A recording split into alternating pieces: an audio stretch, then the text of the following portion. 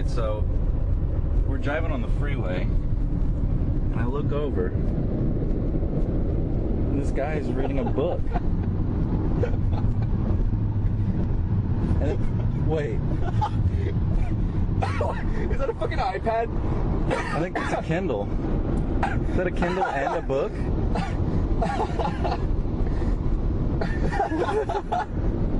Yo, dog, I hear you like... No way.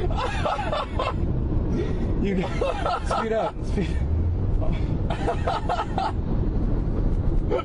He's on his cell phone. And a Kindle. That is multitasking. And a book. Hello, my name is Melesio Arambula, and I am a UC San Diego student putting together the following video for my practicum course. The video you just saw illustrates, in a comical manner, a very serious problem our society faces that is a byproduct of an even deeper problem of which I wish to address here. There is an ideology that corporate culture and computer programmers that support these corporations have helped perpetuate and instill into the minds of people, namely, that efficient forms of information processing, or, in other words, technologies with rapid information processing capabilities, are something valuable in their own right, and that they are very crucial to our lives. And by ideology, I mean a set of beliefs that expresses the aspirations of a particular society and what they uphold to be as very important. Huge developments of electronic technologies have made information very easily accessible to the common person. This has given rise to the ideology that with more access to information, people would therefore have more knowledge and thus hold more of both the political and social power. Because, of course, knowledge is power. But this is a very misleading idea. Computer romantics have made people believe that technologies with efficient forms of information processing would serve as an equalizer of both social and political power. But there is no automatic connection between power and knowledge. One may have the knowledge to do something, but if he or she lacks the resources and the influence necessary to carry out such an action, then the knowledge that they possess serves for absolutely nothing.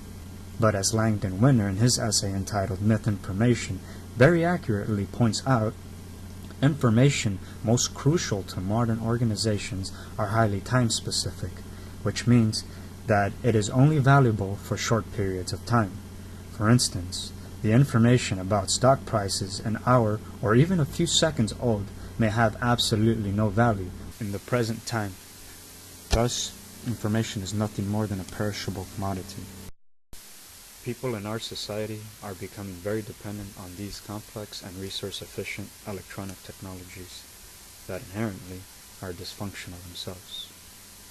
I argue that such a phenomenon is occurring because computer programmers and the corporations they support have very cleverly, for motives solely of profit, found ways in which to exploit the efficiency, productivity, command, and control that these technologies offer to ultimately exploit the human consciousness of society. Because of this, people are beginning to lose many good and practical skills. For instance, the word processor has made it really easy for people to lose their skills in spelling, word choice skills, and syntax skills as well. Navigation systems are also making it very easy for people to navigate around without actually having to force their brains to think about where they are and how they actually got there. Attention span is another diminishing skill that electronic technologies such as smartphones, Twitter, Facebook, texting, and so on are making easier for people not to put into practice. All these technologies give us a ton of information very rapidly and efficiently, but do not exhort us in the most minimal manner to put such information into a mastery of practical skills. This, I argue, will only make it easier for the computer programmers and the corporations that they support to obtain larger amounts of profit by exploring our ever-growing dependency on their dysfunctional electronic technologies. Computerization is a process of spreading rapid information processing technologies into several realms of human life. This process has given rise to a very chronic problem, multitasking. We are simply not biologically built to be able to do several things all at once effectively. Computerization has risen to ideological prominence, and in turn, many people in our society, in order to become more efficient systems themselves, will attempt to increase their efficiency and productivity by mimicking the electronic technologies. The perils of depending too much on these electronic technologies can have very costly effects. Many people lose their lives or get seriously injured in car accidents because they try to multitask while on the road. People have also destroyed their laptops because they are trying to eat while working on their computers, the main technology that influenced that type of behavior in the first place.